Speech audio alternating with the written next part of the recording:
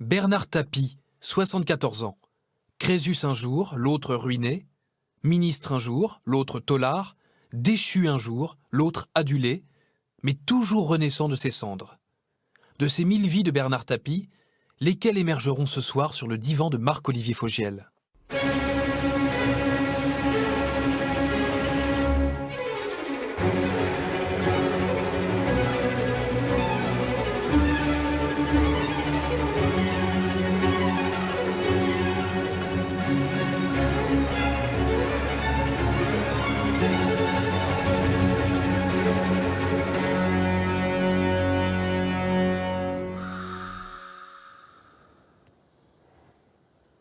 C'est une question, ça? Bonsoir Bernard Tapie, bien sûr que c'est une question. Ah. Vu votre vie, on se demande si un seul divan vous suffit. Bonsoir. Est-ce qu'il est assez grand? Je vous dirai ça quand je serai vieux. Parce que là, vous n'êtes pas suffisamment vieux. Non, mais puis quoi encore? Vous invitez les vieillards, alors? Non, je suis pas vieux du tout. Vous avez quel âge dans votre tête? 74. C'est-à-dire mon âge.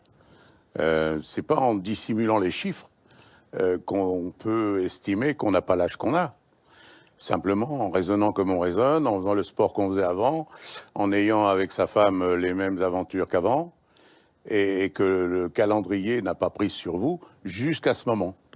On va récapituler un peu toute votre vie qui est absolument incroyable. Votre vie qui est faite de très haut et de très bas. Vous êtes l'homme de tous les superlatifs.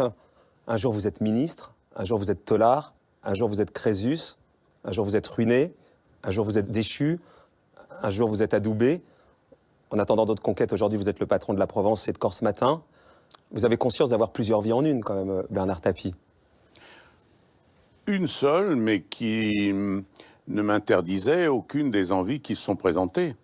La vie est à la fois longue et très courte. J'étais convaincu, quand on vient d'où je viens, la gourmandise est présente et vous refusez aucune de toutes les sollicitudes que vous pouvez recevoir, surtout si elles apparaissent à la fois amusantes, des perspectives intelligentes, etc. Dangereuse aussi, le goût du danger peut-être?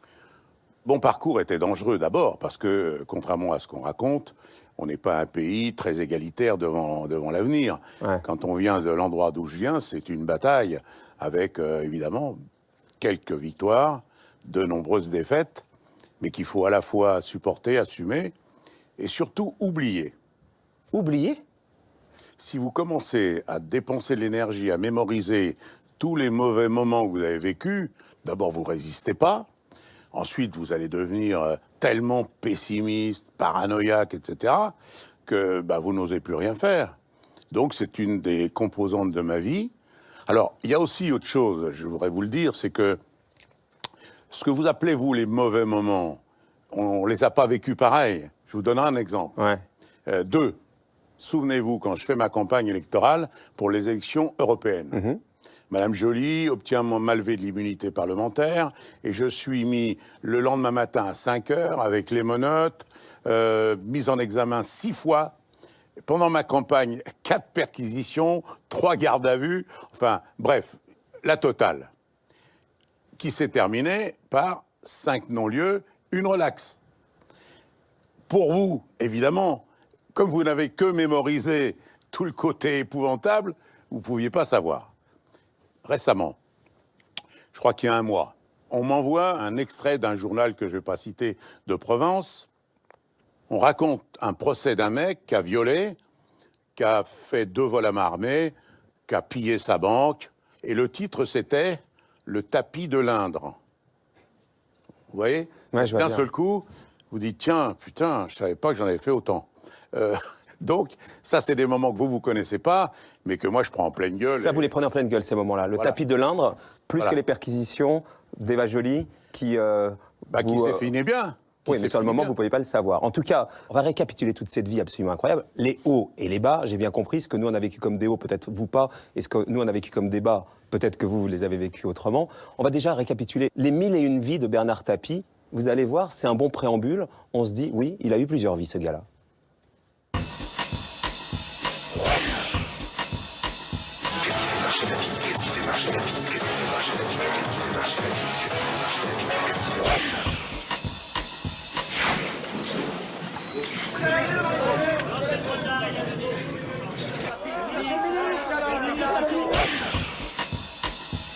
Et puis il y a le sport, sa passion. Il rachète l'Olympique de Marseille et gagne la Ligue des Champions en 93. C'est la gloire. Mais après 3 km, Hinault n'est pas satisfait de sa machine. Il s'arrête pour changer de roue avec l'avis de Décroix, le constructeur, et de Tapi, le patron, l'ami aussi.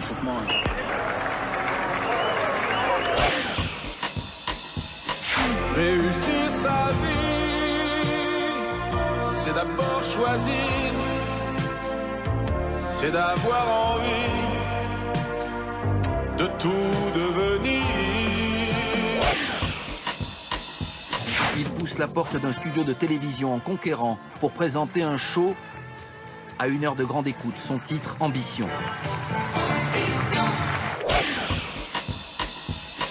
Oh, vous me mettez de la gomina. Alors là, ne me regardez pas, vous allez craquer. Je suis mieux qu'Iglesias avec la gomina. Il s'appelle Fossea. Il est beau, élégant, racé et il vient de battre de plus de 4 jours le record de l'Atlantique d'ouest en est établi par Charlie Barr en 1905. Jusqu'où montera-t-il sans que la grosse tête ou un petit faux pas ne le fasse tomber?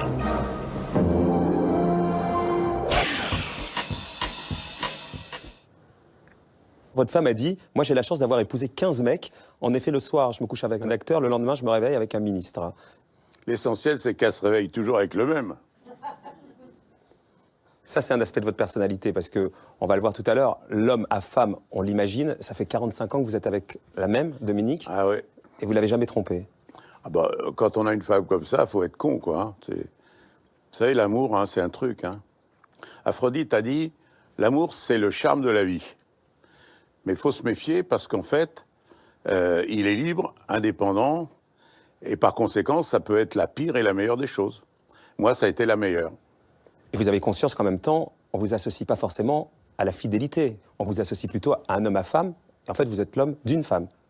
Oui, je vois pas pourquoi on m'associe à l'homme à femme. Il n'y a pas de caractéristiques particulières. Et un homme à femme, c'est nous tous. Sauf qu'un jour, on a la chance ou pas de trouver l'amour, l'authentique amour. Celui qui fait que la conquête nouvelle n'a pas d'intérêt. Et ça, c'est de la chance. C'est pas, moi, j'étais pas du tout fidèle avant de connaître Dominique, mais pas du tout. C'est donc pas une question de caractère, c'est simplement une question de circonstance. Et le paradoxe, d'ailleurs, c'est que quand je connais celle-là, on se fréquente, c'est une aventure fabuleuse, passionnelle, dont on sait qu'elle durera pas tellement elle est exubérante dans sa violence. Et ben voilà, oui, c'est pour ça qu'il faut... Mais il faut de la chance, voilà, il faut de la chance. On va voir tout à l'heure ce qu'elle vous a apporté, Dominique, peut-être le fait justement de traverser toutes les tempêtes. Les tempêtes, vous en avez eu un certain nombre. Vous avez eu la capacité de vous réinventer sans cesse. Pour rentrer tout de suite dans le vif du sujet, je vous propose cette archive. On va découvrir un Bernard Tapie, pas totalement chaos, mais en tout cas moins flamboyant que d'habitude. Regardez et souvenez-vous, Bernard. Lorsque j'arrive et qu'un jour, un homme se fait traiter de tapis breton, en Bretagne, par un journaliste qui fait son titre, et que la justice condamne le journaliste sur ce fait, parce que mon nom est devenu une injure publique, peut-être vous mesurez pas quelle est l'énormité du problème. Mais je ne souhaite pas de porter un seul jour un nom qui devient une injure publique. C'est comme si je m'appelais enfoiré, pourri, ordure. Or, même si j'ai fait des fautes, et j'en ai fait, je ne mérite pas du tout ce traitement. Et encore moins par la banque qui a gagné de l'argent sur mon dos. Ce que les téléspectateurs ont peut-être pas bien vu, c'est que je m'adresse à Cahuzac, hein. Car c'est Cahuzac qui est mon procureur. C'était en 2008, vous Oui, êtes entendu dans le cadre de la mission d'information parlementaire dans l'affaire Adidas Crédit Lyonnais. Vous, à ce moment-là, vous êtes mort. D'ailleurs, dans votre vie, vous êtes plusieurs fois mort. Non. Socialement, politiquement, médiatiquement. Au contraire, à ce moment-là, je vous signale qu'on est avant la décision qui concernait l'arbitrage. Et je vous rappelle que c'était donc avant l'arrivée des socialistes en 2012, où pendant 95 jusqu'à 2012, on a tout gagné. On a tout gagné. Et d'ailleurs, c'est drôle ce que vous dites, parce que je suis venu avec ma fille, je lui racontais ça tout à l'heure dans la voiture. Elle sera là avec nous, Sophie, tout à l'heure. Et je lui disais, tu te rends compte qu'il y a encore que 3 ans, un sondage était sorti dans Le Point, et 78% sur 60 000 votants étaient lucides sur le fait que c'est la banque qui m'avait volé, et pas le contraire. Ah, ils sont forts, les socialistes, hein, ils sont bons quand même. Mais vous, Pas en là-dedans, tout, Bernard, pas en tout. vous, on vous a imaginé à terre. Qu'est-ce qui fait que vous vous sentez aujourd'hui bien vivant? Attendez, si vous n'avez pas commis, j'allais dire, l'irréparable vrai, celui qui vous conduit dans la fosse sceptique, mais pas parce que les autres vous y mettent, parce que vous y mettez. C'est la réalité de votre conscience. Elle dit, t'es un salaud ou t'es pas un salaud. Et votre conscience, elle vous a jamais dit à un moment donné, Mais t'es un pas salaud, une Bernard? fois. Pas Mais une fois. Pas une fois. Elle aurait pu le dire si j'avais fait tout ce qu'on me prêtait. Je vous donne un exemple. Voilà. Vous savez très bien qu'on m'appelle le dépeceur d'entreprise et qu'on prend comme exemple Manu France. Alors j'invite les téléspectateurs à aller sur Google et de taper tapis Manu France. Et ils vont voir effectivement 15 pages où je suis insulté d'avoir mis 2500 personnes à la rue, que c'est une honte, que ce sale type... Bref. Heureusement, à l'intérieur de ces 15 pages, il y a les journaux télévisés de l'époque. Alors, le journal télévisé dit « Alors, monsieur Tapie, pourquoi vous n'avez pas repris Manu France ?» Je ne l'ai pas repris parce que j'ai proposé un plan avec 280 licenciements. Les syndicats l'ont pas voulu, ils m'ont foutu à la porte. Et on a fait de moi le fossoyeur de Manu France parce que je ne l'ai pas repris, alors qu'à l'époque, j'ai dit « Ils ont tort, car au lieu d'avoir 250, 280 pertes d'emploi, ce qui est terrible, ils vont en avoir 2500. » Mais quand même, tout à l'heure, vous me disiez que les coups durs, puisqu'il y en a eu, même peut-être injustes, la prison notamment, un certain nombre de choses, vous arrivez à mettre ça à distance? Comment vous arrivez à fonctionner? Une des clés, c'est le clan quand même. Dans toutes les difficultés que nous avons traversées, le clan se resserre, le clan, la famille. Si l'un des nôtres souffre ou s'il est attaqué, il n'y a rien à dire, rien à demander. Les autres arrivent aussitôt, naturellement, écrivez-vous dans le librement. Donc la famille, c'est peut-être une des clés quand même qui vous permet de ne pas être à terre quand on vous accuse à tort ou à raison. La seule souffrance, il y en a une, qui est permanente. C'est lorsque la petite, là, que vous voyez, hein, la toute petite, là, qui s'appelle Sophie, qui a un talent inimaginable, aussi bien au théâtre qu'en chanson, etc., elle doit subir des contre-coups de ceux qui me détestent, moi. Alors ça me fait chier, vraiment. Parce que, on peut, moi, je suis armé, je suis blindé, mais on ne doit pas reporter sur les enfants les haines ou les ressentis négatifs qu'on a sur les personnes. Sinon, qu'est-ce que vous voulez de plus? On a vécu tous ensemble et on continue. Voilà, j'ai des enfants super. Voilà, ça c'est papa, maman. Je ne connais pas d'enfants qui ont été plus heureux que moi. Je ne connais pas. On était fauchés de chez fauchés. Le café au lait de nombreux soirs le soir. J'ai connu ma première salle de bain, j'avais 17 ans. Mon père était ouvrier, ma maman faisait de la couture à domicile. Et pour ne rien vous cacher, j'ai vu mes enfants, vous voyez, nager dans ma piscine quand ils avaient quelques 5 ans, 6 ans, 7 ans. Et je les ai jamais vus rire autant que moi à la piscine municipale de la Courneuve. Voilà. Donc, ils m'ont donné ce que des parents fabuleux peuvent donner à leurs enfants, c'est-à-dire un bonheur incroyable. À la saisie de Vaubier en 94, ce sont vos parents qui arrivent sur place les premiers pour vous soutenir. Ça aurait pu être mes filles, ça aurait pu être mes garçons. C'est vous attacher un symbole particulier au fait qu'ils sont arrivés les premiers, mais il n'y avait pas besoin d'être là les premiers. Deuxièmement, si vous saviez ce que la saisie de mes biens m'a fait, vous sauriez qu'ils ne se seraient pas pressés pour venir me voir. Parce qu'ils pensent sur mes biens ce que j'en pense aussi. C'est-à-dire rien. Je m'en contrefous. Je ne serai jamais aussi pauvre que quand je suis né. D'accord ? Voilà. Donc, à partir de là, tout le reste n'a strictement aucune importance. Dites-vous bien que vous n'êtes propriétaire de rien. Vous pouvez avoir la plus belle maison du monde, le plus beau bateau du monde. La course à l'acquis, au bien, c'est un truc qui m'a jamais motivé. Voilà. Et un jour, il y a eu une phrase qu'ils n'ont pas compris, comme d'habitude, sont tellement cons. Il y a un journaliste qui me dit vous voulez gagner beaucoup d'argent. Et je lui dis, moi, j'étais chef d'entreprise, et que ça. Je lui dis, moi, je vais en gagner beaucoup, beaucoup, beaucoup. Ah, il est estomaqué. Et je lui dis, vous êtes journaliste, oui. Est-ce que vous voulez faire beaucoup d'audience? Bah oui, bah voilà, vous voulez faire beaucoup, beaucoup, beaucoup d'audience. Moi, je suis dans les affaires, je veux gagner beaucoup, beaucoup d'argent. Voilà. C'est pas le fait de vouloir, c'est le moyen qu'on utilise. Oui, alors, écoutez, je vais vous expliquer. Méfiez-vous des apparences. Moi, je connais parmi les plus grandes fortunes de France le parcours intégral qui m'aurait conduit à de la tôle beaucoup plus longue que les 6 mois que j'ai fait, si moi j'avais fait ce qu'ils ont fait. Par conséquent, les méthodes, elles sont toutes les mêmes. Toutes. Et tout le monde les utilise. Voilà, pour résumer, par exemple, un point essentiel, vous voyez, moi, je n'ai pas profité de ce qu'on a appelé le bouclier fiscal. Pourquoi ? Parce que, attendez, voilà, je venais de gagner le Crédit Lyonnais. Je veux pas le bouclier fiscal, je suis trop content de payer les impôts. Toute ma vie, j'ai rêvé d'en payer beaucoup.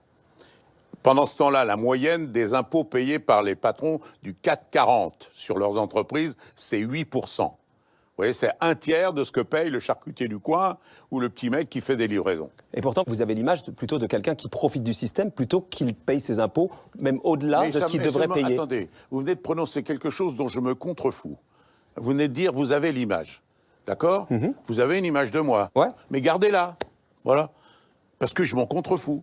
Demain, je croise un pote qui me dit, tu sais, Fogel t'adore. Je dis, ah putain, c'est bien. Il me dit, tu sais, il te déteste. Je lui dis, ah bah tant pis pour lui. Mais là, on ne parle pas de Fogel, Bernard. On parle globalement, quand vous avez vu dans la presse. Mais je vous dis globalement dans la presse. Je me fous de l'image. Si vous saviez à quel point, enfin, depuis le temps, comment je me ferais autrement une vie sereine si j'étais attentif à l'image. Vous savez, quand j'étais ministre, il y a un truc qui me choquait. Le matin, au Conseil des ministres, tous les ministres, hein, tous, y compris des types formidables que j'adore, c'était la revue de presse. Qu'est-ce qu'on dit de moi ?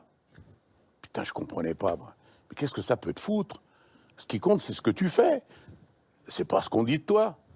Malgré tout, vous êtes quand même un peu sensible, et c'est normal, à ce qu'on peut dire de vous. On se souvient, au moment où vous êtes ministre, et vous l'avez raconté vous-même, vous avez failli faire une tentative de suicide, et c'est justement votre femme qui vous en a empêché parce que vous aviez une arme chez vous et elle l'a mise de côté.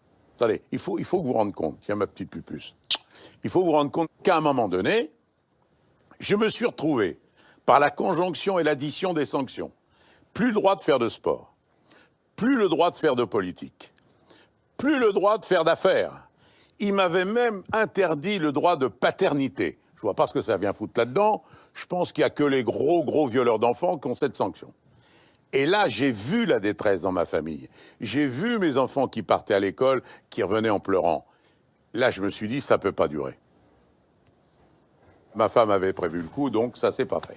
Vous l'avez raconté. Ça y est, on peut passer à autre chose là ? Non, pas du tout. Vous voulez qu'on en parle 25 minutes ? On va parler de Dominique parce que je me dis d'abord, je vous imaginais pas capable d'imaginer mettre fin à vos jours et je pensais pas que c'était elle qui l'avait anticipé. Attends, mais ça se trouve, je l'aurais pas fait. Ah bah j'en sais rien. Bah voilà, vous le savez, vous ? J'en sais rien. Moi non plus.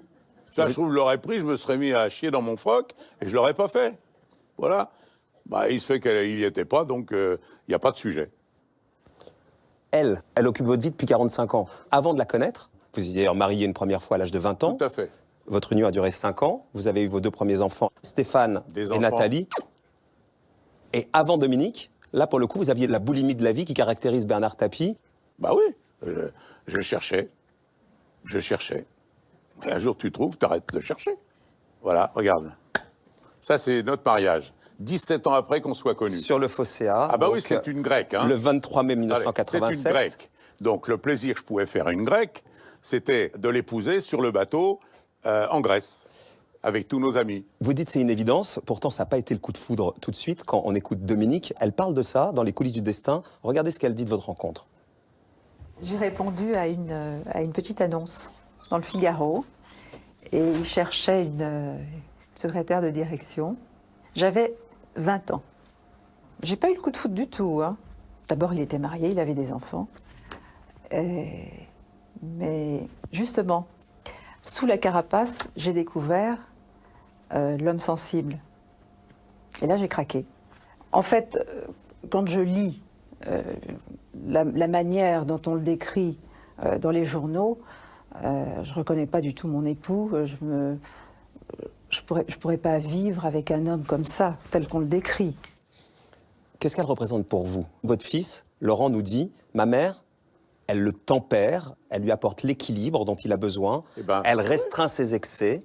En même temps, elle est dotée d'un caractère extrêmement fort pour faire face à un tel homme. » Je la plains. Non, mais voilà. Ça, c'est ce que dit Laurent. Il a cette vision des choses, je la partage en partie. Parce que Il n'y a pas un qui a l'autorité et l'autre pas. Il n'y a pas un qui a le savoir, l'autre pas. Il n'y a pas un qui fait des choses, l'autre pas. C'est une addition. Et c'est d'autant plus difficile que l'évolution dans le temps, ça fait 44 ans qu'on est ensemble. Donc, elle a évolué d'une certaine manière, moi d'une autre. Et à chaque fois, on a réussi à faire les efforts qu'il fallait pour adapter, justement, ces évolutions. Évidemment, on a exhumé un certain nombre de choses que vous avez dites. Jusqu'à l'âge de 18 ans, quand j'avais une mauvaise note ou un chagrin, je sollicitais un câlin de ma maman. Là, quand j'ai un tourment, je pose la tête sur les genoux de ma femme. Eh bien alors, vous n'avez pas besoin que je vous le répète, puisque vous l'avez lu. Voilà. Sauf qu'a priori, c'est pas comme ça qu'on peut vous imaginer, Bernard. Eh bien, tant pis. Quand en 97, vous êtes incarcéré, Laurent nous raconte, lorsqu'il était incarcéré, chaque jour avec ma mère, ils se donnaient un rendez-vous mental à heure fixe, chacun de leur côté, ils arrêtaient tout pour se concentrer et penser très fort l'un à l'autre en même temps.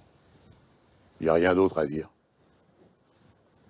Voilà. C'est sympa, non? C'est même plus que sympa. Voilà. Ben voilà. C'est ce qui vous a permis, à ce moment-là, de passer les jours les uns derrière les autres? Je me rappelle plus. Pour moi, la prison, il paraît que j'en ai fait, je m'en souviens plus. C'est vrai, ça? Ah ouais, vraiment. Je me rappelle plus du tout. Ça devait être dur quand même, hein, mais je me rappelle pas. Alors, quand est-ce qu'on s'amuse? On va s'amuser après. Pour l'instant, on est en train de poser les bases. On voit que Dominique, moi j'allais dire que c'était le pilier le plus important. Est-ce que vous le dites comme ça? Le pilier, ça veut strictement rien dire.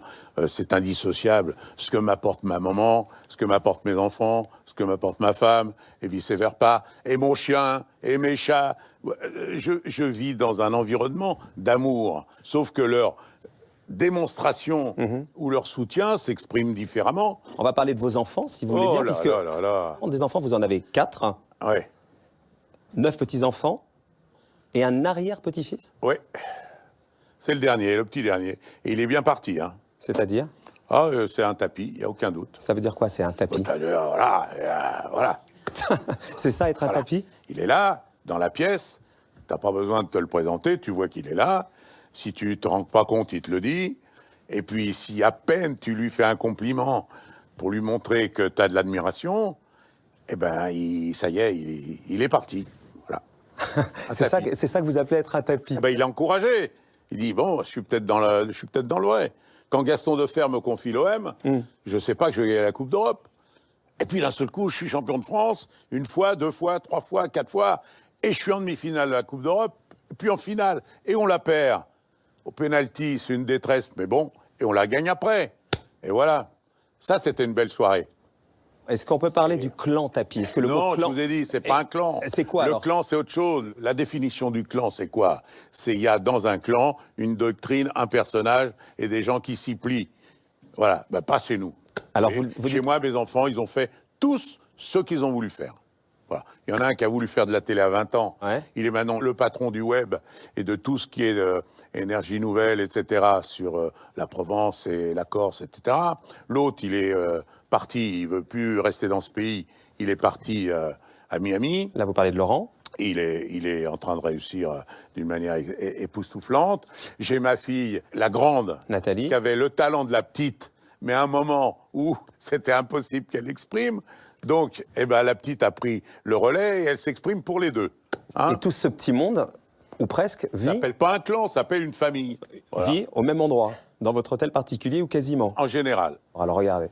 La rue des Saints-Pères à Paris, dans l'un des quartiers les plus chics de la capitale. Ils nous ont exceptionnellement ouvert leurs portes. Aujourd'hui encore, ils habitent tous sous le même toit.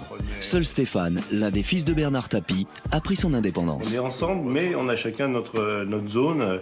Si on a envie de se voir, on se voit. Si on a envie de monter directement sans se voir, on le fait. Ah ouais, c'est jamais envahissant. On peut rester 10 jours sans se voir. Pas sans se parler. Et pas ma femme. Non, ma femme, non. Elle est dans tous les appartements. C'est un papa câlin, un papa poule. C'est même une maman italienne. Je dirais qu'il est plus mère que père. À tout point de vue, d'ailleurs. Je suis pas tout à fait d'accord. Il aime bien avoir nos petits secrets, ce qui se passe dans notre vie. Ah oui. Ça, je veux pas qu'il me cache quelque chose.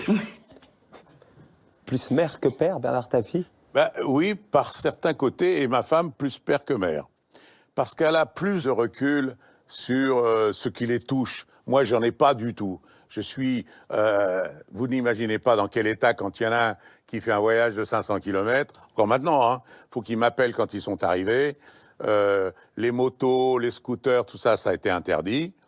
Bref, je suis très angoissé de nature.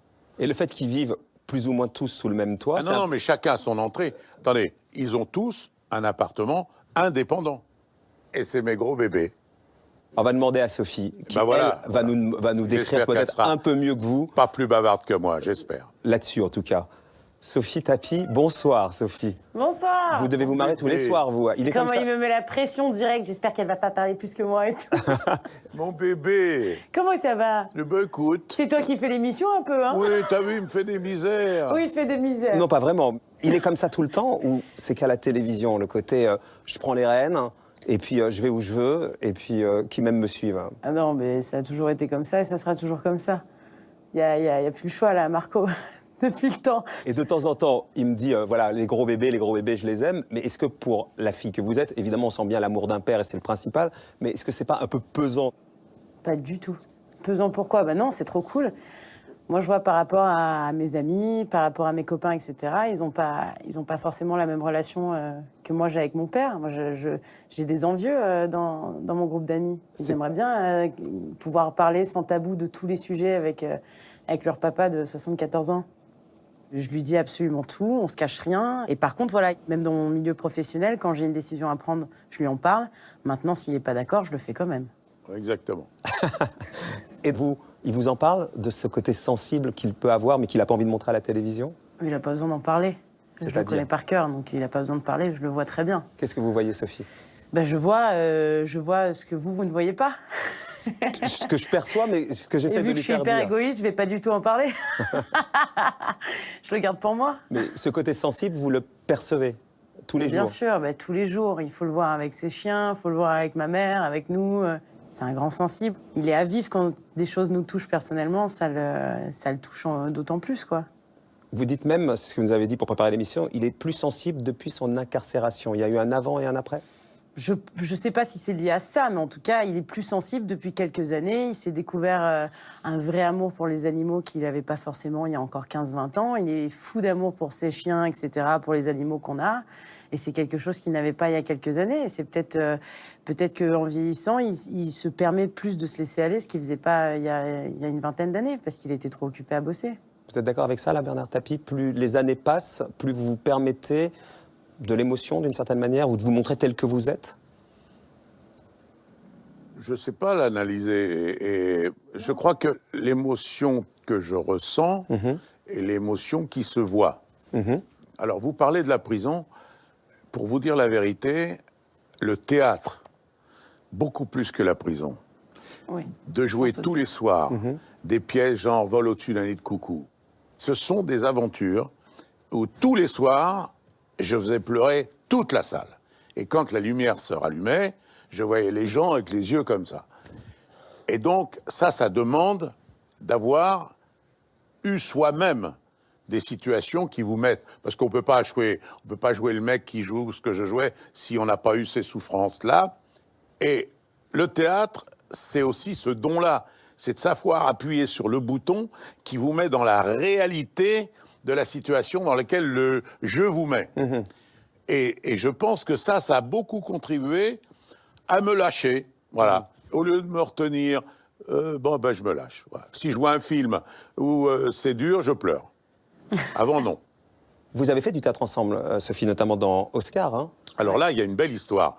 Celle-là, elle va étonner parce que tout le monde m'a dit « T'as pistonné ta fille, elle a fait Oscar avec toi. » Ah, ça m'a bien emmerdé quand on a dit ça, quand même. J'ai dit non, la vérité, c'est qu'elle jouait Oscar avec un autre qui s'appelait Farsi et qui jouait le rôle de De Funès, qui était amené à aller ailleurs puisqu'il tournait un épisode il faisait de Taxi. la tournée en province. Voilà. Et là-dessus, ma fille dit au producteur « Et pourquoi vous n'essayez pas mon père ?»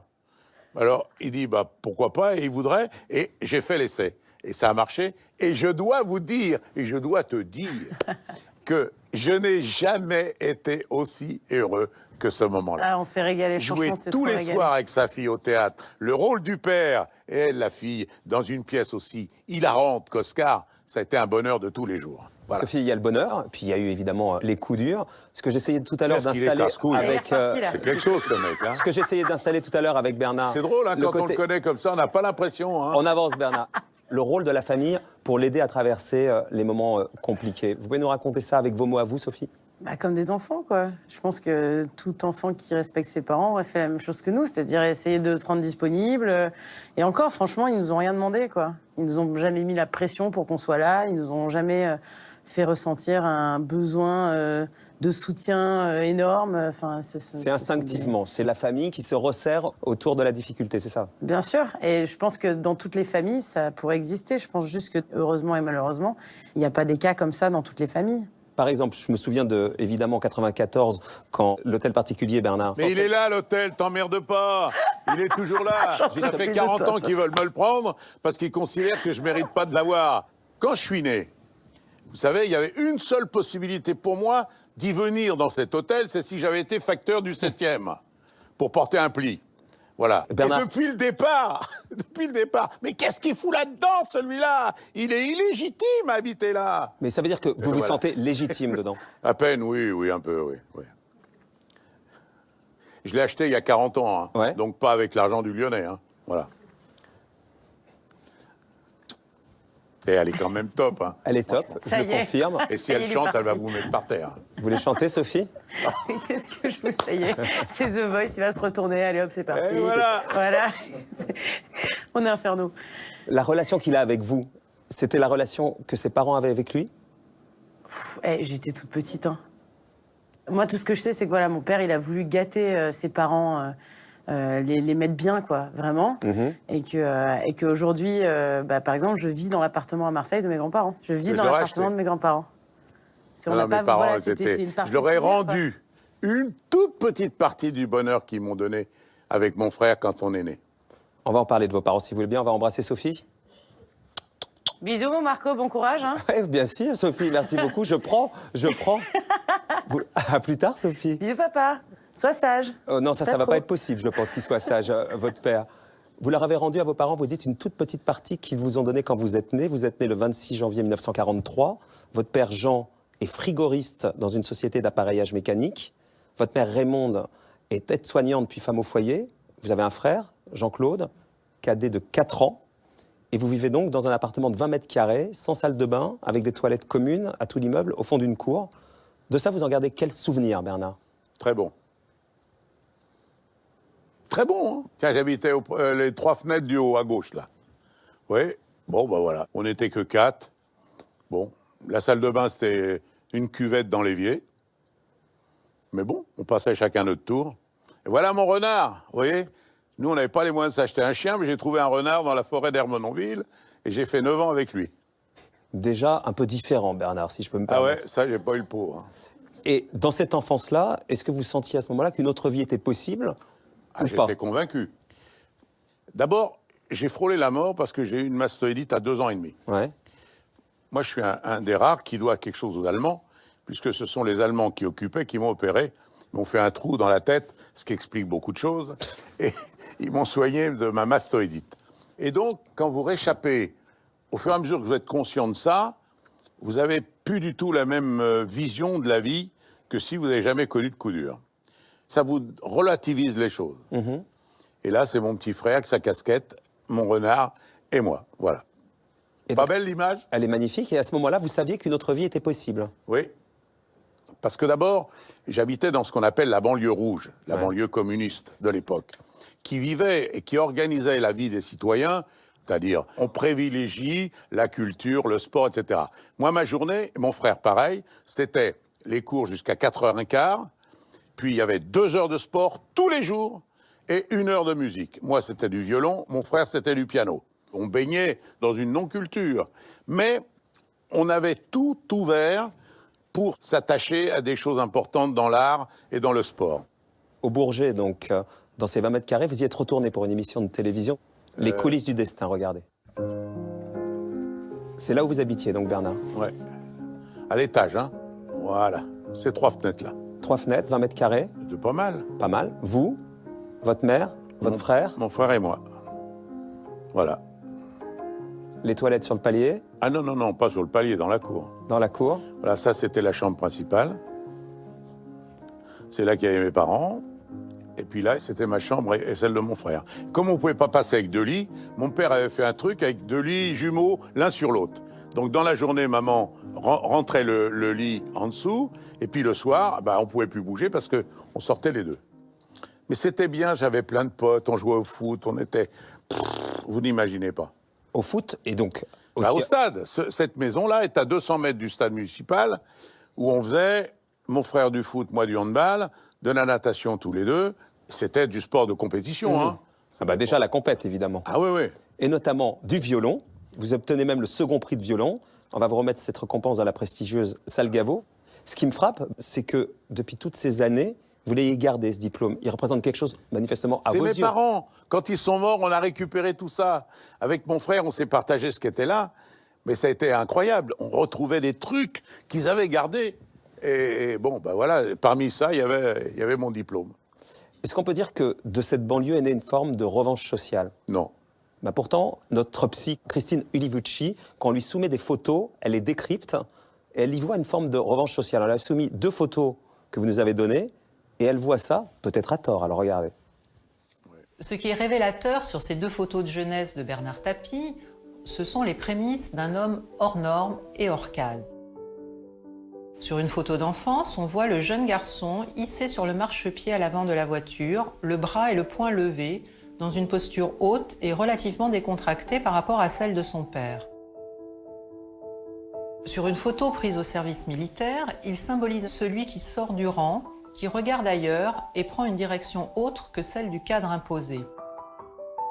Or, le premier cadre dans lequel chacun se trouve obligé de s'inscrire, c'est celui de sa famille et de son milieu social d'origine. Ce positionnement empreint de révolte et de refus de la soumission apparaît annonciateur d'un parcours hors norme pour sortir de la place assignée. Vous souscrivez ou alors... Écoutez, comme je suis poli, je ne vais pas vous commenter ça parce que prendre une photo à l'instant T où j'ai la tête comme ça, vous auriez pu en prendre une où j'étais en train de me gratter quelque part. Et je ne sais pas ce que vous auriez décidé. Sauf que vous-même vous dites, et vous écrivez dans Librement, là où on voulait me maintenir, je n'y suis jamais resté. Les lieux qu'on voulait m'interdire, je n'ai cessé d'y pénétrer. Rebelle, insurgé, impertinent, insoumis, inclassable et mal élevé, j'ai toujours refusé aux autres le droit de décider de ma vie. Et ça s'appelle pas une revanche. Ça s'appelle quoi? Rien, ça s'appelle le constat que je vous ai dit. Le constat qui fait que l'armée, par exemple, j'y suis rentré, et pour tout vous dire, c'est peut-être à l'armée que je dois tout. Le seul moment dans l'existence où un être qui vienne de l'avenue des Champs-Élysées ou d'une banlieue pourrie, le seul moment où il est avec des potes de son âge, il est coiffé pareil, c'est-à-dire comme un con, il est habillé pareil, encore plus con, il bouffe la même merde, mais il vit ensemble et il y a des épreuves ensemble. D'un seul coup, vous prenez conscience que la barre, elle a été placée là par hasard, mais qu'elle n'est pas inaccessible ici, et c'est ce qu'on appelle le concept de l'ambition. J'ai compris qu'il n'y avait pas de raison de ne pas avoir d'ambition et que l'ambition, c'était pas un défaut. C'est pas de marcher sur les têtes, c'est pas d'être le plus fort, c'est pas un match pour la puissance, c'est simplement arriver à se réaliser. À l'armée, vous aviez déjà fait vos études d'ingénieur, puisque vous aviez déjà la volonté de faire d'une certaine manière exploser le plafond de verre du déterminisme social. Alors, je vais vous faire un aveu, ça c'était vraiment pour faire plaisir à mon père. Mon père, qui était un manuel, il rêvait d'avoir un fils qui allait monter comme ça. Et j'ai fait l'école d'officier exactement pour les mêmes raisons. Mais donc, il y avait l'envie, d'une certaine manière, de la reconnaissance du père, notamment dans les études. Votre fils Laurent nous dit ça. Son père était son contraire. Il avait des valeurs fortes d'ancien communiste, donc un rapport méfiant à l'argent. C'était quelqu'un de très rigide, qui ne montrait jamais le moindre signe de fierté. Ça a été l'un de ses moteurs. Il a cherché à épater son père tout le temps. À le séduire. Et il a eu l'impression de ne jamais réussir ça. Vous vouliez séduire votre père et qu'il soit fier de vous. Non, l'épater. Et j'ai réussi. Vous savez comment il finit, mon père? Il se met à son compte à 58 ans. Il fait une petite entreprise de frigoriste, grâce à ce qu'il savait faire, grâce au coup de main et grâce à mon frère. Et il est devenu chef d'entreprise. On lui a donné l'envie à lui aussi, au moment où il ne pouvait pas se douter qu'il avait ce talent-là. Il avait un talent incroyable, incroyable. Vous lui donniez un bout de bois, un bout de machin, il faisait une table, il faisait un lit, enfin bref. Et il vous l'a dit, votre père, que vous l'épatiez finalement? Mais non, il avait de la pudeur. Comme vous, en fait, Bernard. Il avait de la pudeur. C'était un mec qui venait de l'Ariège, un pays très dur. Je vais vous dire une anecdote qui est terrible, mais qui est une belle histoire. Racontez. Ces deux-là, ils se sont aimés toute leur vie. Ma maman est morte à 93, lui, il est mort à 90. On leur a fait une fin de vie qui était méritée. Mon père n'a jamais dit à ma mère, une fois, des choses très gentilles. Parce qu'il ne savait pas le faire. Et ma maman, elle n'en portait pas ombrage, puisqu'elle savait qu'il l'adorait, il faisait tout pour elle, mais il avait cette tendresse physique, mais il n'avait pas la tendresse des mots, du langage et des apparences. Et ils sont à Marseille, dans l'appartement qu'ils ont, et ils ont des amis, ils sont en train de boire un verre. Et à un moment, mon papa prend son verre, et il dit à ses amis, vous savez, j'ai eu une femme formidable. Et il meurt. Il est mort dans la seconde qu'a suivi le seul et unique compliment qu'il a fait à ma mère. Voilà. Voilà. Et vous, quand vous avez su qu'il regroupait tous les articles qui vous concernaient en cachette? Mais on l'a su quand ils sont morts. Oui, on a découvert des cassettes, des trucs. Ils ont tout gardé, c'était... Allez, ils sont plus là. Vous pouvez me raconter, quand vous êtes devenu riche, puisqu'on parle de vos parents et on a bien vu d'où vous venez, le sentiment un peu de culpabilité que vous avez eu par rapport au fait de gagner beaucoup d'argent par rapport à ce milieu-là. Vous-même, vous l'avez raconté, il m'arrive d'avoir un gros sentiment de culpabilité, car je suis sûr que si mon grand-père, qui était militant au point de risquer sa vie pour ses idées, avait eu mes qualités, il ne les aurait pas mises une seule minute à son profit personnel, et donc je ne pense pas qu'il serait fier de moi. Il y a une distinction à faire entre mon grand-père, qui était un militant communiste, qui se battait pour des idées, qui croyait bonnes. Elles n'étaient pas bonnes, ces idées, mais il les croyait bonnes. Et par conséquent, j'étais en flagrant délit d'être le contraire de ce qu'il aurait voulu que je sois, mais pas du tout mon père, ni ma mère, ni mes oncles. D'accord. Hein? Et vous, cet argent décomplexé d'une certaine manière, qui n'est pas une critique, c'est un constat, ça n'a jamais été un sujet pour vous. Vous l'avez dit, mon unité de mesure, pendant longtemps, ça a été l'argent. Non, mon unité de mesure, c'était par rapport à mes entreprises, l'argent. C'est pas par rapport à moi, ni à ce que j'en faisais. Simplement, si vous gagnez beaucoup d'argent, c'est que vos entreprises sont florissantes, c'est que vous doublez. Vous voyez, je vais vous faire une confidence. L'année dernière, la Provence, je les ai rachetés l'année d'avant, a perdu 7 millions d'euros. Hein?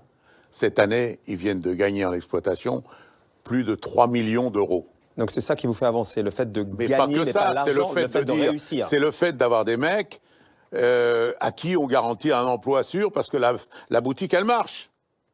Voilà. Le fil conducteur de votre vie, c'est qu'on vient vous chercher à chaque fois pour chaque domaine d'activité qui est le vôtre.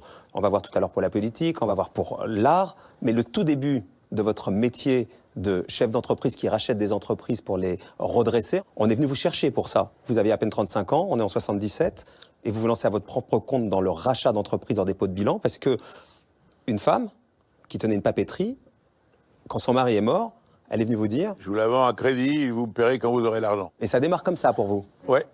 Et à la suite de ça, j'en ai pris une deuxième, troisième, quatrième. Puis à la suite de ça, il y avait La Vie Claire, Terraillon, Vonder, des actions de TF1. Le Ski Look, l'équipementier de Ski Look. Ouais. Et comment ça a été possible, ça? Vous arrivez à 35 000 salariés, à un moment donné. Comment ça a été possible, hein? Comment ça a été possible? Carnot, il est parti d'une maison qui faisait des appartements en Haute-Savoie et qui est devenu un des plus grands industriels de la Terre. Dans la même période, où M. Pinault, qui n'est pas né le patron qu'il est devenu, ou M. Niel aujourd'hui, ce sont des gens qui savent mettre leur talent au service de leur entreprise. C'est exactement ma question. question. Qui la développent. C'est quoi votre talent pour pouvoir réussir ça d'après vous? Par exemple, j'arrive chez Look, ils font des fixations de ski, et malheureusement, le ski, c'est 6 mois par an. Donc, comme ils travaillent 6 mois par an à vendre et qu'il faut nourrir des gens pendant un an, bah, petit à petit, ils arrivent, ils sont au bord du dépôt de bilan et ils sont à l'agonie. Et puis Tapi arrive, il regarde, il fait une étude, puis il dit, regardez, c'est drôle, mais les fixations de ski anciennes ressemblent aux anciennes pédales de vélo. Ah oui? Et alors pourquoi on ne fait pas les pédales de vélo comme on a fait les fixations de ski, c'est-à-dire automatiques sans courroie?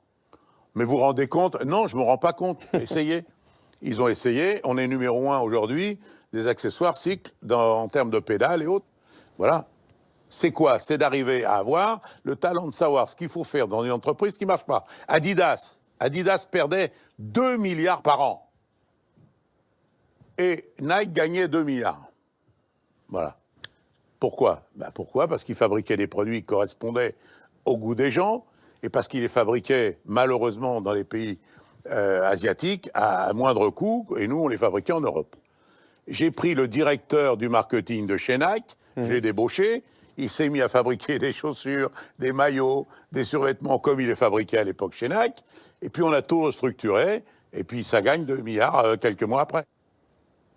Et comment le petit gars du Bourget, qui à un moment donné dirige 35 000 salariés, le vit?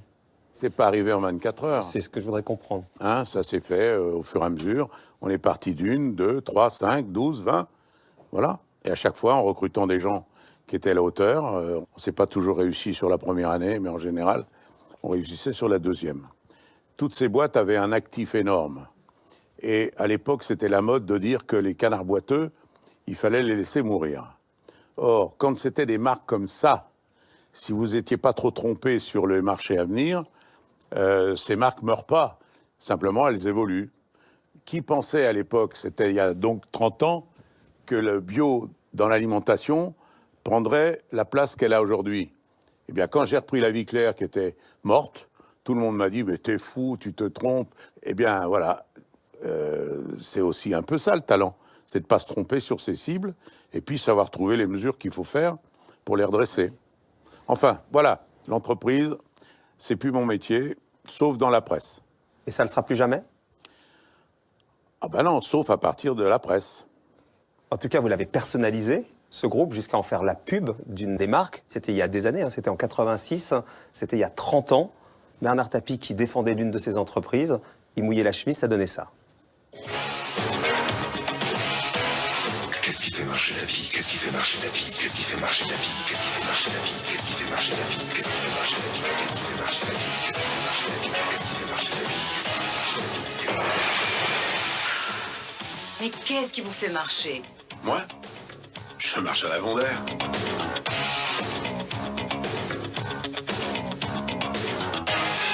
Alcaline Vendère, plus 40% de durée. Et ce qui compte, c'est le clin d'œil. Ça, c'était symboliquement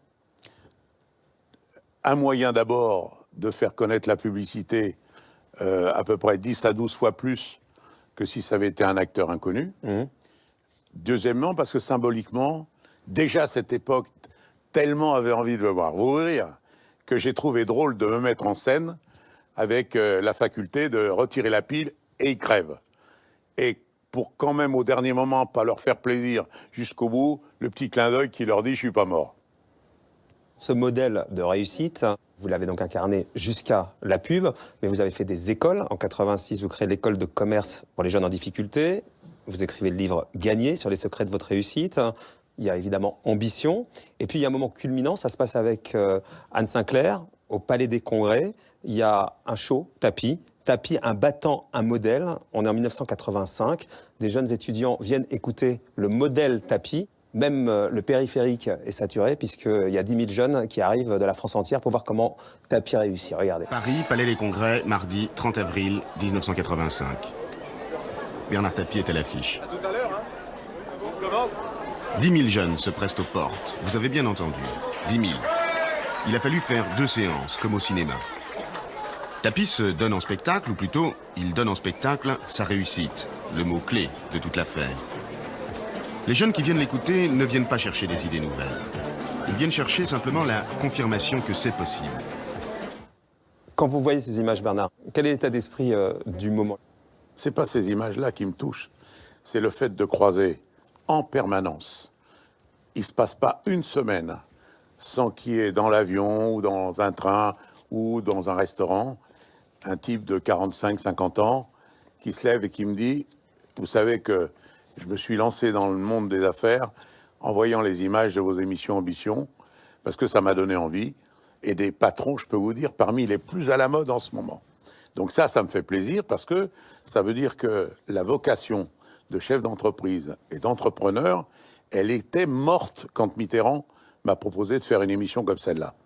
Quand Mitterrand vous a proposé de faire une émission comme celle-là, c'est Mitterrand qui vient vous chercher? Il avait regardé une émission qui s'appelait Vive la crise, qui était animée par Yves Montand, et j'étais le chef d'entreprise à la mode, donc, machin. Et il avait eu vraiment un coup en disant, c'est ce type-là qui doit parler de l'entreprise sur les chaînes de télé pour modifier l'état d'esprit qu'on a sur les entrepreneurs. Et moi, voilà, j'étais un peu différent. Donc il vous passe un coup de fil?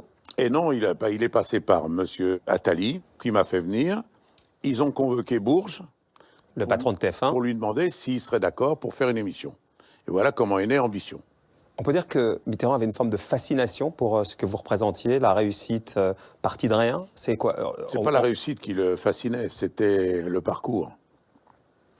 La réussite, il a connu des gens qui ont fait des réussites 100 fois supérieures à la mienne. Non, mais le parcours. Le parcours, oui, parce que c'est vrai que c'est quand même un monde où, en partant de que dalle, tout est compliqué. Et donc, voilà, il avait cette forme de reconnaissance et d'admiration. Il y a quelqu'un qui est déterminant dans votre rencontre avec Mitterrand, c'est Séguéla. Ben, c'est lui qui me le présente d'abord. On va lui demander dans quelles conditions. Jacques Séguéla est avec nous. Bonsoir Jacques. Bonsoir. C'est vous qui êtes le trait d'union entre Tapie entrepreneur. J'ai eu cette chance. Et Mitterrand. Ça se passe comment, Jacques? Ben Bernard me dit, je vais faire de la politique. Je dis, Bernard, ce sont des crocodiles. Fais très attention. Il dit, oui, mais j'ai quelque chose à apporter à la France. Et ce qui m'intéresse, ce sont les Français et de me battre pour la France. Parce que l'on ne dit pas assez sur Bernard Tapie. C'est qu'il aime profondément la France. Il n'a jamais d'ailleurs quitté la France, alors que tout le monde le lui conseillait à un moment donné. Et il me dit, écoute, avant d'entrer dans la politique, je voudrais que tu me présentes Giscard d'Estaing et Mitterrand. Organise-moi 2 dîners chez toi. Moi, j'ai la chance de connaître Giscard d'Estaing, et donc je l'invite, et Bernard est là, et j'assiste à un numéro incroyable, parce que je me souviens, ils étaient tous les deux debout devant la cheminée, et Giscard d'Estaing commence à parler d'économie, et Bernard lui dit, pardon, Monsieur le Président, je vous coupe, et il commence une phrase qui va durer 2 heures, où il fait une sorte de leçon d'économie à Valéry Giscard d'Estaing, pourtant le maître en la matière, et je voyais Giscard d'Estaing totalement subjugué. Quelques jours après a lieu un déjeuner à la maison avec François Mitterrand. François Mitterrand, tout son entourage lui déconseillait ce déjeuner avec Bernard Tapie. Et moi, je lui disais, Monsieur le Président, vous ne risquez rien, il va rentrer en politique, il veut vous voir, vous ne pouvez pas passer à côté de cette tornade blanche. Et j'arrive à le décider. Il dit, mais vous savez, je viendrai 45 minutes. Dites bien à votre ami Bernard que je suis très occupé. Donc j'arrive à 1h, je pars à 2h, Monsieur le Président... Le président est arrivé un peu en retard, comme d'habitude. Et puis, là aussi, il y a une sorte de coup de foudre, mais autant le coup de foudre de Giscard était un coup de foudre où Bernard l'a subjugué, autant là, il y a eu une sorte de double fascination. Comme les vrais coups de foudre, d'ailleurs. Et pour la première fois de ma vie, j'en avais fait des déjeuners avec le président Mitterrand et ses disciples, je l'ai vu subjugué. Ils ont parlé de la France, ils ont parlé de la politique. Et le président s'est levé à 4h de l'après-midi. Donc ça n'a pas été 45 minutes. Ça a été 3 heures de déjeuner. Ça a été 3 heures de déjeuner. Et après, j'ai eu aussi souvent des déjeuners à l'Élysée, avec François Mitterrand et ses ministres. Et je voyais les ministres patibulaires qui commençaient à détester Bernard, qui étaient fous de jalousie de cet amour qui a duré jusqu'au bout. Parce que je n'ai pas vu une seule fois François Mitterrand qui me dise « Et votre ami Tapie, que devient-il? Que fait-il » Il l'a soutenu jusqu'au bout. Pourquoi? Parce qu'il savait que c'était cette race de politique qu'il fallait et non pas ceux qui l'entouraient. Parce qu'il avait compris la modernité de la communication dans la publicité, mais pas de la communication, de savoir prendre des sujets à bras-le-corps, de savoir les habiter et de savoir faire passer les messages. Parce que si on ne fait pas passer les messages, l'action ne peut pas suivre. Mitterrand vous nomme ministre de la Ville, on se souvient, entre 92 et 93. On va voir les images du premier conseil des ministres, par exemple. Regardez. Ah là là, je flippe, hein. Vous sentez comment, vous, là-dedans?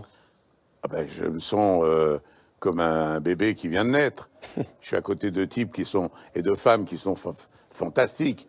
D'ailleurs, si vous regardez le tour de table de l'époque et vous le regardez aujourd'hui, vous allez comprendre pourquoi ça marche plus aujourd'hui.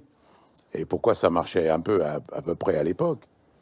Bernard Kouchner, qui était ministre de la Santé à l'époque, votre ami, il nous confie, après son premier Conseil des ministres, je lui ai fait passer un petit mot en lui disant « Tu as été trop long, tu t'es fait détester, le Conseil des ministres, c'est une caisse d'enregistrement, mais ce n'est pas un endroit où on fait son show, il y avait un rituel à respecter. » Il m'a même pas dit ça, il m'a dit « Te restait quelques amis, tu les as tous perdus. » Et je les ai encore. Simplement parce que j'étais sur le cul de voir comment se passait le Conseil des ministres. C'était pour moi le Conseil des ministres. Vous vous rendez compte ce que c'est ? C'est là où toutes les matières grises censées défendre l'intérêt de la France et les Français se trouvent.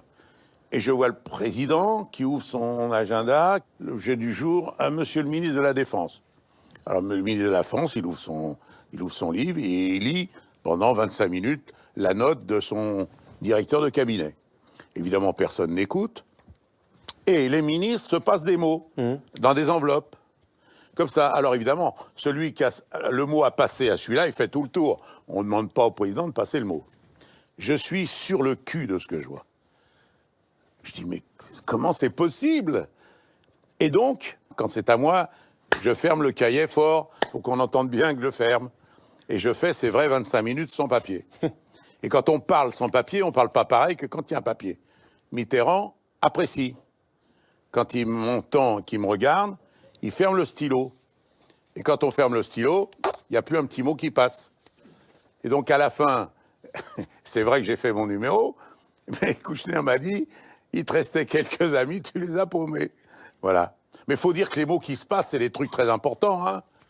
Attention, c'est un ministre qui dit, par exemple, au ministre de l'Énergie, ma belle-sœur travaille à Air France à Aix-les-Bains, est-ce que tu peux te démerder pour la faire aller à la Courneuve? Enfin, oui. Les petits mots qui se passent, c'est ça. Alors, je ne sais pas ce que c'est maintenant. Mais moi, c'était je vous parle ça, de ce que j'ai connu. Mitterrand, qui est donc assez fasciné par votre parcours, c'était quoi votre relation avec lui? Il y avait une relation de séduction, d'une certaine manière? Mais non, pas du tout. J'étais un interlocuteur qui était, pour lui, nouveau.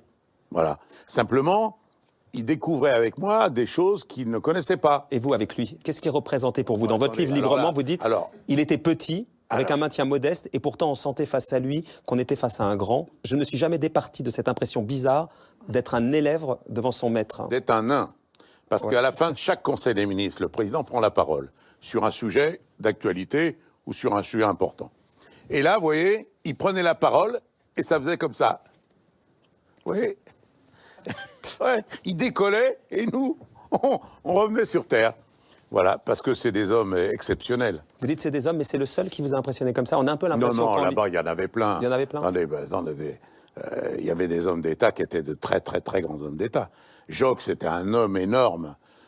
Fabius, énorme. Rocard, énorme. Non, croyez-moi, il y avait vraiment du monde. Jacques Séguéla, vous êtes resté avec nous. Ce qu'on n'a pas encore dit, on avait amorcé ça tout à l'heure, quand Bernard a repris la première entreprise donc, de papeterie, c'est que c'est Mitterrand qui allait le chercher pour lui demander d'aller se présenter dans les Bouches-du-Rhône. Ah oui. Pratiquement toutes les semaines, Mitterrand me parlait de Bernard. Et donc, il a voulu le mettre à l'épreuve du feu, dans un combat pratiquement ingagnable, pour en faire un exemple. Et il ne s'est pas trompé parce que l'exemple a été réussi. Mais quand il l'envoie là-bas, Jacques... C'est Le Pen. Il y a Le Pen, évidemment, mais quand il l'envoie là-bas... Non, c'est pas évidemment, pardonnez-moi. Mais c'est pour ça qu'il m'envoie là-bas. Mais je sais bien, mais quand il l'envoie là-bas, pensant qu'il va se faire bouffer ou pensant qu'il va gagner? Pas du tout. En pensant qu'il va gagner, parce qu'il a confiance en lui, et que ce sera un exemple pour la suite, puisque personne n'osait se frotter à Le Pen, et qui trouvait que le principal candidat voyait un peu le match gagné avant de commencer, et qui voulait réveiller tout ça.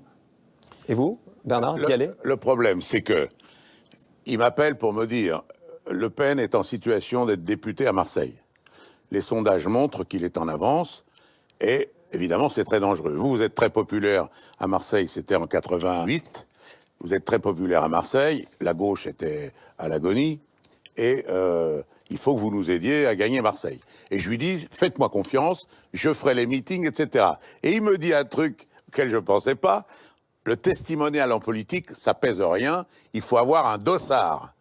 Je lui dis, qu'est-ce que vous voulez dire par là? Il faut que vous vous présentiez vous-même, avec un dossard. Et il m'ajoute tout de suite derrière, mais soyez tranquille, Peset, il n'a pas envie de vous voir arriver dans le Midi, donc il va vous filer une circonscription ingagnable. Et au manque de peau, je l'ai gagné. Et c'est parti comme ça. Et s'il ne la gagne pas, je ne fais pas de politique. Et aujourd'hui, je serai l'homme le plus heureux du monde. Alors là-dessus, justement, c'est ce que dit votre femme. Elle dit toutes les emmerdes qui lui sont arrivées, c'est la politique. Hein. C'est terrible. Mais pourquoi c'est la politique qui entraîne les emmerdes? Mais parce qu'ils ont tous les pouvoirs. Mais c'est pas eux qui vous envoient en prison par rapport à l'OMVA, par exemple. C'est pas la politique qui vient vous chercher là-dedans. Est-ce que vous connaissez le jugement, vous? J'en sais rien, je vous demande. Vous demanderez qu'on vous communique le jugement. Bon, bref, ça fait rien. C'est comme ça. Et j'aurais pas été ça, on aurait trouvé 35 kilos de cocaïne dans mon coffre. Mais la politique, ils ont cette force-là. Et c'est fini, vous m'entendez? fini Ils ont cette J'entends force. ça, mais vous vous souvenez de cette couverture fini. du Nouvel Obs, où on vous voyait en président? Alors là, ils m'ont donné le coup de grâce, là. Le jour où on a mis ma tête en une de Nouvel Obs, déguisé en président, avec le titre « L'homme qui veut être président ». Le jour où ils ont fait ça, là, ils ont signé mon arrêt de mort. Et à l'intérieur, je passe mon temps à dire non. Hein. Mais enfin... Et c'est ça qui est, à l'origine, vous dites, de tout ce qui a suivi? Mais bien sûr. Mais enfin, je peux vous poser une question, est-ce que vous doutez de ça? Franchement, j'en sais rien, je vous crois si vous me le dites. Non, mais vous doutez de ça ou pas? Je pense que la politique sont des tueurs. Ah non, des tueurs, non, je pense que vous avez raison. Après, voilà, mais, donc voilà, c'est tout. Et aujourd'hui, par exemple, maire de Marseille, tout ce qu'on... Mais plus rien, mais même pas en rêve, jamais plus rien. Et là-dessus, vous le croyez, Jacques, quand il dit ça? Mais bien sûr, bien sûr. Je le crois plus que ça. Merci beaucoup, Jacques Séguéla. Donc la politique, vous dites, vous a amené dans le gouffre. Ce qui vous a sorti du gouffre, ça a été la dimension d'artiste. Lelouch, il m'a sauvé la vie. C'est mon sauveur. Je l'aime pour l'éternité. Et votre sauveur, vous dites? Ah oui. Pourquoi? Parce que je peux plus rien faire. Ils m'ont coupé le zizi, ils m'ont coupé le sifflet, ils m'ont coupé tout ce qui pouvait faire de moi un homme qui puisse être à la fois heureux, épanoui et rentable. Et il m'appelle. Et il me dit, tu te souviens que tu n'as pas voulu faire avec Lino Ventura, Charles Denner et Jacques Brel? L'aventure, c'est l'aventure. L'aventure, c'est l'aventure. Effectivement, 25 ans avant, il m'avait vu faire une conférence et il m'avait envoyé Charles Gérard pour me dire « Est-ce que ça vous intéresse de faire du cinéma? Vous seriez avocat. Parce que vous avez une telle machin, il faut que vous... » Alors j'ai dit, j'en parle à ma femme. Ma femme me dit « Pourquoi pas ?» Et je dis oui, sauf que au moment de signer le contrat, 15 jours après, il me dit que ça dure 7 mois de tournage en Amérique latine. Ben, je lui dis, je suis désolé, mais j'ai du boulot et j'ai pas envie de devenir acteur professionnel. Bon, il me dit, je suis vraiment le roi des cons, mais bon, peu importe. Et quand il a vu dans les journaux tout ce qui se passait, il m'appelle et il me dit, dis-moi, j'ai vu que tu pouvais plus... Et du cinéma, est-ce que tu as le droit d'en faire? Ben, je lui dis, oui, ça, c'est pas interdit. Et si on faisait le film que tu n'as pas voulu faire il y a 25 ans? Eh ben, je lui dis, je serais partant. Et voilà comment j'ai changé de métier. Homme-femme, mode d'emploi, donc et à ce moment-là. J'ai commencé là, et après ça a été le théâtre, enfin, bref. Et ça explique quoi de vous, le fait que vous renaissez dans un métier archi-public comme ça, où il y a eu tout. Ça n'a rien à voir. Bah non, c'est pas pour avoir un lien avec le public que j'ai fait du cinéma, c'est pour survivre. Pour survivre, vous dites? Mais quand je peux plus rien faire, je fais quoi? Vous pourriez profiter tranquillement de la vie, non? Mais je peux plus rien faire. Ils m'ont tout saisi. Ils m'ont tout saisi pour me liquider. Et j'ai plus le droit de faire d'affaires, et j'ai plus le droit de faire de politique, et j'ai plus le droit de faire de sport. Je fais quoi? Je vais à la soupe populaire? Vous allez chanter, notamment avec Doc Gynéco, et on voit qu'il y a un certain recul, où il y a un petit côté, je vous fais un tout petit bras d'honneur. Je vais faire l'artiste. Mais il n'y a pas de bras d'honneur. Il y a un mec qui est ravi de bosser dans un métier nouveau dans lequel je me régale. Et voilà. Ça donne ça, avec notamment Doc Gynéco. Et je me suis régalé. Il y a un deuxième, voire un troisième degré. Oh, il y en a plus que ça. Voilà. Sophie, qui était avec nous tout à l'heure, elle nous a dit « Mon père, c'est un pianiste. Si tu lui coupes pas les mains, il continue à jouer. Si tu lui enlèves son piano, il en trouvera un autre. » Le côté touché, mais jamais coulé, d'une certaine manière. Eh bien, c'est la force des gens créatifs. Il y a eu le théâtre aussi, puisque après le film de Lelouch, Michael Douglas vous remarque. Il vous confie le rôle de Jack Nicholson pour l'adaptation en français au théâtre de Vol au-dessus d'un nid de coucou. Et là, on découvre un Bernard Tapie, alors assez différent de celui qu'on connaît. Ah tout va bien, je te dis. Laisse aller, ça va. Oh, vous mettez de la gomina. Alors là, ne me regardez pas, vous allez craquer. Je suis mieux qu'Iglesias avec la gomina. Papa! Aujourd'hui, tu redeviens grand, Brandel. Dis-leur que t'es le grand chef Brandel. Je suis le grand chef Brandel. Arrête un peu de l'énerver, toi. Arrête, ça fout les glandes, hein. Tiens, comme ça, au moins, tu pourras fermer ta gueule. Prêt, monsieur?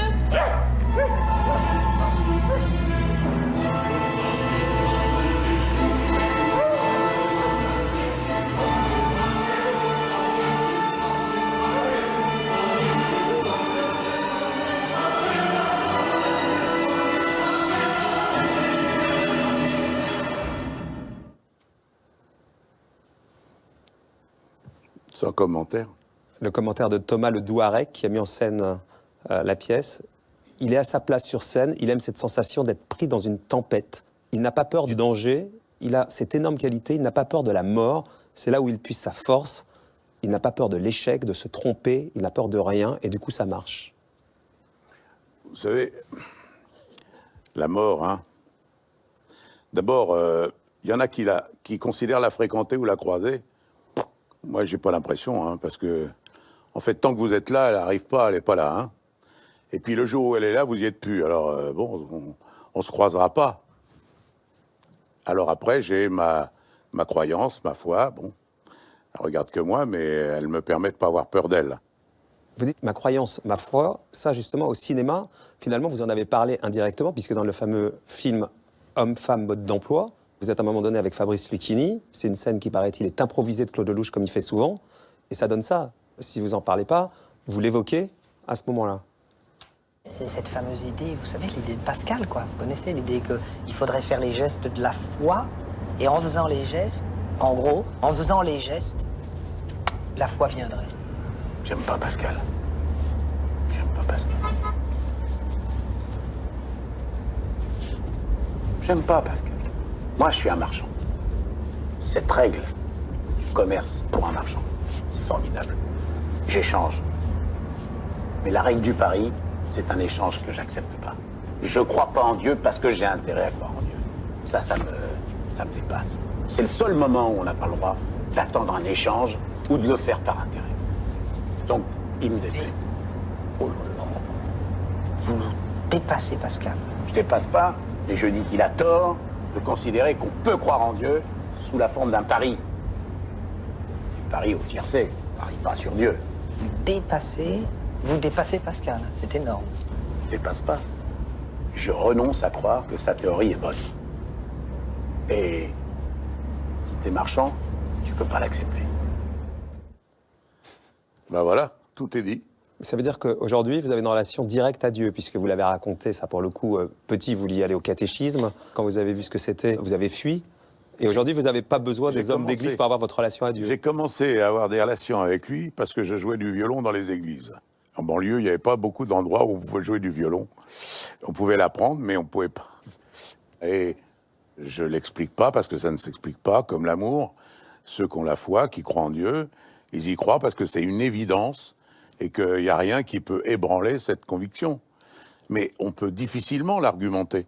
C'est comme essayer de dire à quelqu'un qui n'a jamais aimé ce que c'est que l'amour. L'amour, bon.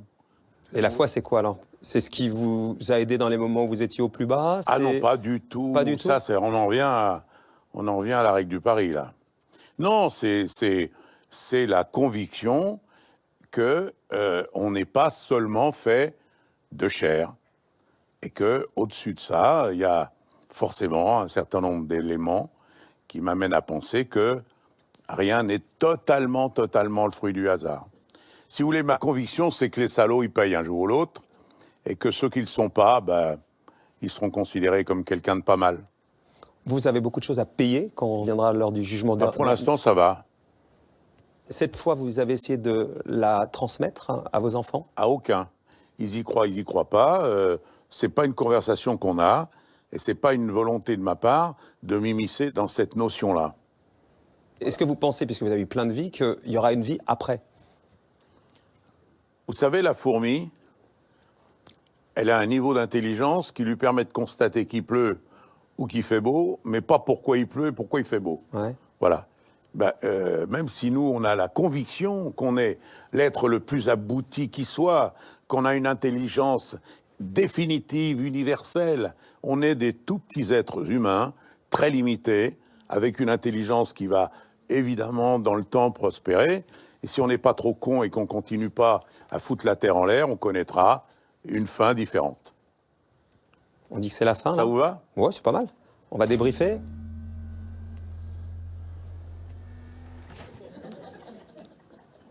Vous me regardez? Oui. Vous êtes coriace, hein? Ah ouais? J'ai accepté de venir. Je me suis plié à cette émission.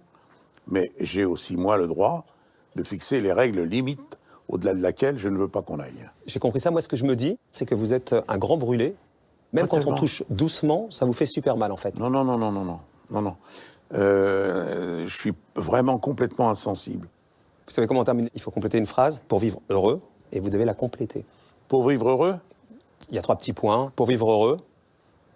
Eh ben, ah, mais là, on fait ce qu'on veut du moment que ça gêne personne. Et c'est ce que vous avez fait dans votre vie. Voilà. Merci Bernard Tapie. Salut.